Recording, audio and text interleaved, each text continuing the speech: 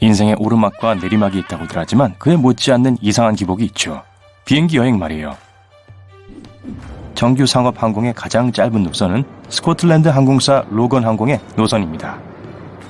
비행편은 두 개의 섬을 연결하는데 웨스트레이와 파파 웨스트레이예요. 이 노선의 거리는 2.8km입니다. 날씨가 좋을 때는 비행시간이 47초밖에 걸리지 않아요. 만약 시력이 매우 좋다면 출발 공항에서 도착 공항을 볼 수 있고 심지어 여러분을 마중 나온 친구도 볼 수 있습니다. 이 두 섬은 오크니 제도의 일부예요. 와, 반지 제왕에 나오는 오크인가요? 70개 이상의 섬이 있고 섬들 사이에는 다리가 없습니다. 그래서 배나 페리 아니면 지금 이 경우처럼 비행기를 타고 여행해야 합니다. 8명의 승객을 태울 수 있도록 설계된 이 안에선 옆 좌석 사람과 인사를 할 겨를도 없을 거예요. 고개만 끄덕이면 되죠. 비행 고도가 100m를 넘지 않기에 창가에 앉아 스코틀랜드의 웅장한 풍경을 감상할 수 있습니다. 잠깐 동안이긴 하지만요. 비행기로 한 나라에서 다른 나라로 가는 것이 항상 짐을 싸고 공항에 오래 앉아있는 것을 의미하진 않습니다. 가장 짧은 국제선은 오스트리아 항공 노선입니다. 스위스의 세인트 갈렌과 독일의 프리드리히샤펜을 연결합니다. 그 사이의 거리는 불과 20km밖에 되지 않아요. 최대 허용 속도가 시속 90km인 자동차를 타고 이동한다면 12분밖에 걸리지 않겠지만 그리 간단하진 않습니다. 두 도시 사이에 산과 호수가 놓여 있어서 자동차 여행은 적어도 1시간이 걸릴 거예요. 유럽에서 오스트리아 비엔나와 슬로바키아의 브라티슬라바 사이의 비행은 두 수도를 운행하는 최단 노선입니다. 거리는 약 52km이며 이 여정은 이륙 후 10분은 넘지 않습니다.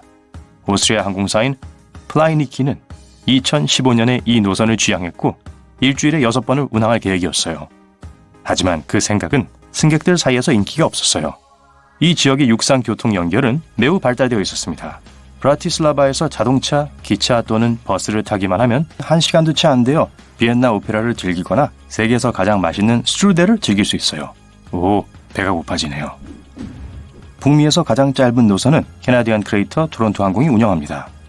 온타리오의 두 도시 토론토와 나이아가라 폭포를 연결하죠. 직접 나무통을 준비해 오세요. 혹시 폭포를 타고 싶을 경우를 대비했어요. 어쨌든 거리는 56km이고 이동시간은 12분입니다. 네, 물론 차로 갈 수 있지만 교통체증 때문에 거리가 2배가 되고 이동시간은 최소한 1시간 반 혹은 더 오래 걸릴 거예요. 가장 짧은 해변 노선은 케이맨 제도에 속하는데 카리브해의 영국 해외령입니다. 전 세계 수백만 명의 관광객들이 하얀 해변에서 휴식을 취하며 이 섬의 이국적인 자연을 즐깁니다. 만일 목적지를 헷갈려 리틀 케이맨 섬에 도착하고 호텔이 케이맨 브라크 섬에 있다면 비행기표를 사서 10분만 비행하면 올바른 목적지에 도착하게 될 겁니다. 두 곳의 거리가 불과 20km밖에 되지 않거든요. 가장 짧은 대륙간 비행은 로열 에어 모로코가 운행합니다. 모로코 탕헤르와 영국 해외령 지브롤터를 연결하죠. 거리는 68km입니다. 이 노선은 아프리카와 유럽의 이베리아 반도를 연결하는데요. 여기 스페인과의 국경에서는 빨간 전화부스, 택시, 그리고 전통 음식과 함께 영국의 모습을 즐길 수 있습니다. 지브롤터 바위산에는 또한 많은 원숭이들이 살고 있어요. 관광객들을 즐겁게 하는 이 원숭이들의 국적도 영국이겠네요. 세계에서 유일하게 활주로가 고속도로를 가로지르는 곳인데요. 비행기가 이착륙할 때 도로를 막고 차들은 길을 비켜줍니다. 저라도 그럴 것 같아요. 짧은 활주로가 있는 가장 위험한 비행장 중 하나는 네팔 공항입니다. 만약 갑자기 에베레스트 정복을 결심하게 된다면 비행기가 네팔의 루클라 공항에 착륙하면서부터 극단적인 모험이 시작될 겁니다. 활주로의 경사는 12%인데 제한된 지역에서만 항공기가 이착륙을 할 수 있습니다. 그래서 활주로 길이는 520m 혹은 20m에 불과합니다. 참고로 평균 활주로 길이는 2km입니다. 하지만 그게 다가 아니에요. 공항은 해발 3km 높이 있는데 한쪽에는 산, 다른 한쪽에는 협곡이 있으며 활주로 끝은 거의 협곡에 맞닿아 있습니다. 이 고도에서는 날씨가 계속 변하기 때문에 비행기가 연착되거나 그냥 취소되는 경우가 많습니다. 활주로에는 인공 조명이 없어요. 그곳에는 레이더 장비도 없습니다. 조종사들은 모든 것을 수동으로 조정해야 합니다. 비행기는 첫 시도에 착륙해야 합니다. 왜냐하면 뒤돌아서 다시 시도할 공간이 없기 때문이죠. 항공편은 대부분 아침 일찍 운항되는데 안개, 바람, 구름 없이 날씨가 가장 조용할 때죠. 디즈니랜드에서 가장 무서운 놀이기구도 루클라 공항 착륙과 견줄 수 없을 겁니다. 비행기와 머리 사이가 가장 가까운 노선은 어때요? 세인트 마틴 섬으로 갑니다. 카리브 제도의 주요 공항이죠. 만약 여러분이 마우 해변에서 일광욕을 하고 있다면 머리를 숙일 준비를 하세요. 거대한 여객기들이 불과 15m 머리 위를 날아다닐 거예요. 비행기는 착륙 중이에요. 이 섬은 꽤 작습니다. 그래서 활주로도 작죠. 양쪽으로 물이 있습니다. 조종사들은 착륙 기어가 활주로에 더 빨리 닿도록 가능한 한 낮게 비행해야 합니다. 이 비행기의 승객들은 오랫동안 이 착륙을 기억할 것이고 해변의 관람객들은 멋진 사진을 찍을 수 있고 조종사의 조종 경험은 업그레이드 될 겁니다. 공항 중에서 착륙할 수 있는 조종사의 수가 가장 적은 곳이 있어요. 부탄 왕국 파로에 있는 유일한 국제공항입니다.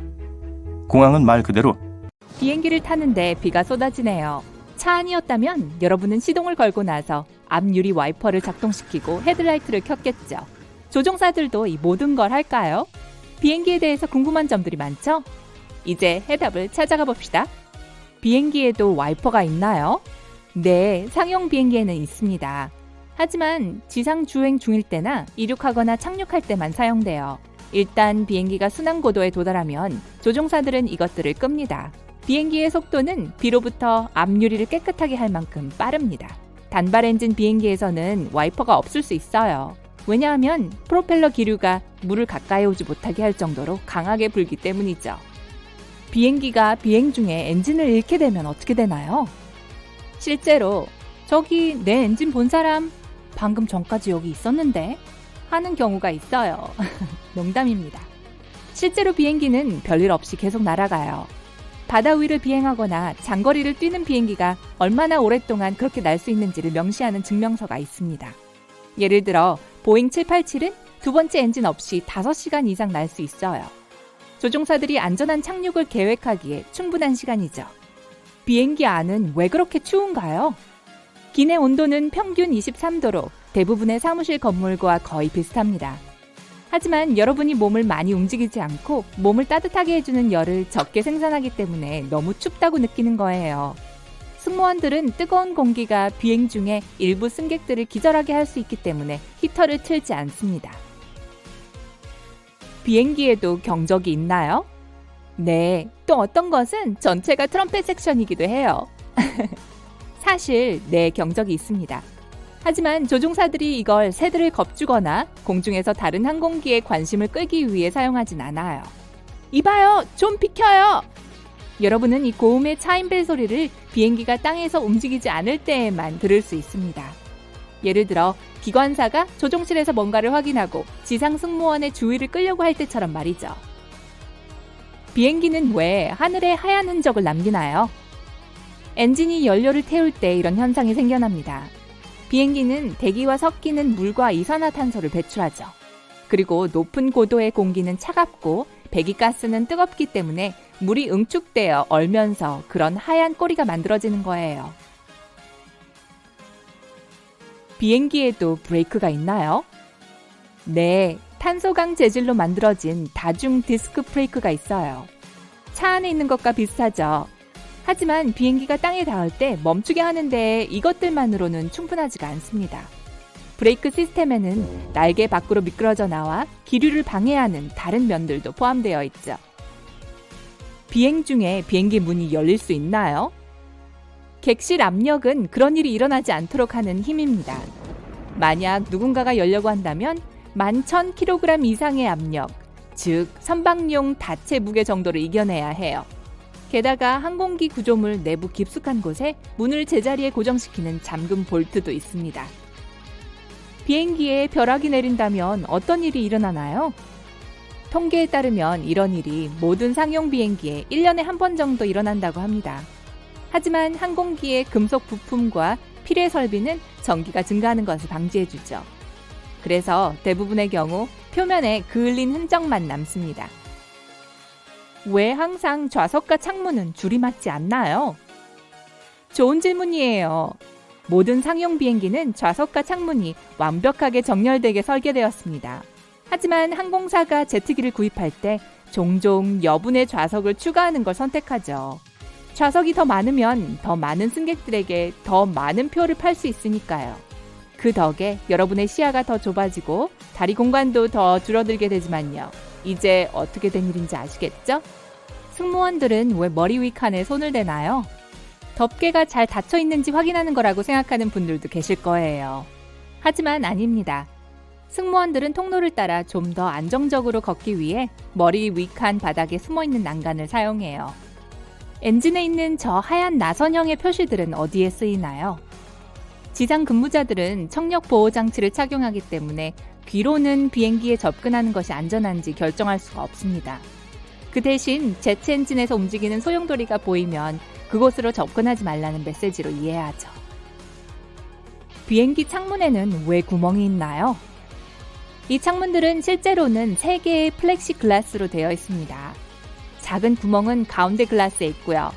이것이 기체 내부와 외부의 엄청난 압력 차이를 조절하는 데 도움을 주어서 외부 창이 하중을 견뎌낼 수 있는 거예요. 만약 외부 창이 우연히 깨지더라도 구멍이 있는 가운데 창문으로도 온전히 있기에 충분합니다. 또한 그 구멍은 창문에 김이 서리지 않게 해줍니다. 날개에 고리가 왜 있나요? 물에 비상 착륙을 할 경우 승객들은 일부 비상구를 이용하기 위해 미끄러운 날개를 밟고 올라가야 합니다. 그때 승무원들이 밧줄의 한쪽 끝은 문틀에 고정시키고 다른 한쪽 끝은 그 고리를 통해 날개에 고정시킬 거예요. 또 다른 밧줄은 두 번째 구멍에 고정해서 승객들을 날개에서 팽창된 슬라이드로 안전하게 유도해 줄 겁니다. 날개에는 왜 다른 색깔의 빛이 있나요? 크리스마스를 위한 거죠. 농담이에요. 왼쪽 날개 끝에 있는 빨간 불빛, 오른쪽에 초록 불빛, 그리고 꼬리에 있는 흰 불빛은 비행기의 내비게이션 불빛입니다. 이 불빛들이 다른 조종사들에게 비행기의 위치와 이동 방향을 알려주는 거예요. 다가오는지 멀어지는지를 말이죠. 비행기에도 시동거는 열쇠가 있나요? 시동 거는 열쇠는 주로 보안 상업용 제트기에 시동을 거는 열쇠가 없다는 것이 이상해 보입니다. 하지만 그냥 열쇠를 돌리는 것보다 조금 더 복잡해요. 대신 제어보드의 복잡한 과정을 시작하는 일련의 버튼과 다이얼이 있어요. 배터리는 제트기 꼬리 안에 있는 작은 전기 발전기를 통해 충전되어 항공기에 전력을 공급합니다. 공기가 유입되어 제트기의 엔진으로 이동하여 냉각시켜요. 그런 다음 예비 전력이 터빈을 천천히 돌려 적절한 속도로 회전하기 시작할 때까지 가열합니다. 그런 다음 엔진을 한 번에 하나씩 켤 수 있어요. 최대 4개의 엔진이 장착된 상업용 제트기의 경우 이 모든 과정은 최대 90분이 소요될 수 있어요. 비행기에는 문을 잠글 수 있는 열쇠도 없습니다. 하지만 비행기가 공회전을 하고 있을 때 계속해서 경비원들의 감시를 받아요. 하지만 누군가가 감시를 피해 통과한다고 해도 빠르게 탈출할 수는 없을 거예요. 승객이 비행기에 탑승하면 기장이 탑승 과정을 예의주시합니다. 기장은 조종실뿐만 아니라 승객의 객실도 지휘합니다. 상업용 조종사가 되기 위해선 최소한 1.0 시력을 가져야 해요. 항공사에 따라 안경의 도움으로 교정 시력이 1.0인 경우도 허용합니다. 비행기에서 좌석을 찾아야 합니다. 체크인을 늦게 했고 이미 과거에도 그렇게 비행기를 타지 못한 불쾌한 경험이 있었어요. 항공사들은 혹시라도 노쇼나 취소가 있을 경우를 대비해 일부러 항공편을 초과 예약하기 때문입니다. 그래서 이번에는 원하는 자리를 선택하지 못했어요. 부러운 마음으로 앞좌석을 지나칩니다. 모두가 비행기가 착륙한 후에 가능한 한 빨리 내리고 싶어 하기 때문에 앞자리는 항상 훨씬 더 빨리 찹니다. 하지만 일찍 출발하는 것보다 안전을 우선시한다면 뒷좌석이 더 좋은 선택이에요. 비행기 뒤쪽이 40% 더 안전한 것으로 여겨집니다. 비행기 타는 것보다 자동차 여행을 더 선호하나요? 비행 중에 비행기에 위험한 일이 일어날 가능성은 1100만 분의 1입니다. 교통사고의 가능성과 비교하자면 5000분의 1이에요. 비상구 좌석에 앉게 됐어요. 좋아요. 다리를 뻗을 공간이 있어요. 지난 30년 동안 다리를 뻗을 수 있는 공간은 매년 더 줄어들었고 일부 항공사에서는 12cm까지 줄어들었어요. 아니요. 여러분 다리가 더 길어진 게 아니에요. 그 이유는 비행기에 더 많은 사람들을 태울수록 항공사가 더 많은 돈을 벌기 때문입니다.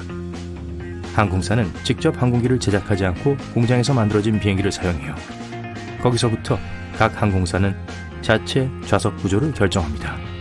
그래서 좌석이 창문과 일렬로 정렬되지 않는 이유예요. 하지만 그건 중요하지 않아요. 여러분은 제일 좋은 자리에 앉았어요. 항상 비상구 옆에 앉을 때 약간 걱정이 되긴 하지만요. 혹시 잠든 사이에 실수로 문을 건드려서 열기라도 하면 어쩌죠? 진정하세요. 비행 중에 이 문을 여는 것은 사실 불가능합니다. 내부의 공기 압력이 실내의 모든 평방인치를 밀어냅니다. 문 자체에서 이 압력은 929평방센티미터마다 453kg에 해당해요. 하지만 자는 동안 헐크와 같은 힘이 생겼다고 해도 여전히 문을 닫게 하는 일련의 전기적, 기계적 장치들이 있기 때문에 문을 열 수는 없을 거예요.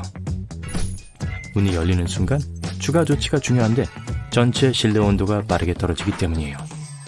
압력의 급격한 변화는 비행기 구조를 약화시킬 거예요. 이륙할 시간이 되니 전화기를 끄라고 합니다. 꼭 그래야만 할까요? 10%의 사람들을 전화를 끄지 않고 심지어 비행기 모드로 설정하지 않는다고 인정했어요.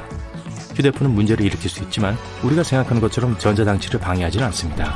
공중을 비행하는 동안 휴대전화가 지상의 여러 타워에서 신호를 수신하여 조종사들을 산만하게 할 수 있다는 진정한 우려가 있어요. 그러니까 조종사들을 도와주는 셈 치고 전화기를 끄도록 하세요. 비행기는 12km 상공에 도달했고 귀가 먹먹해지고 안전벨트 착용 사인은 꺼졌습니다. 승무원은 팔을 바깥쪽으로 뻗은 채 통로로 걸어가요.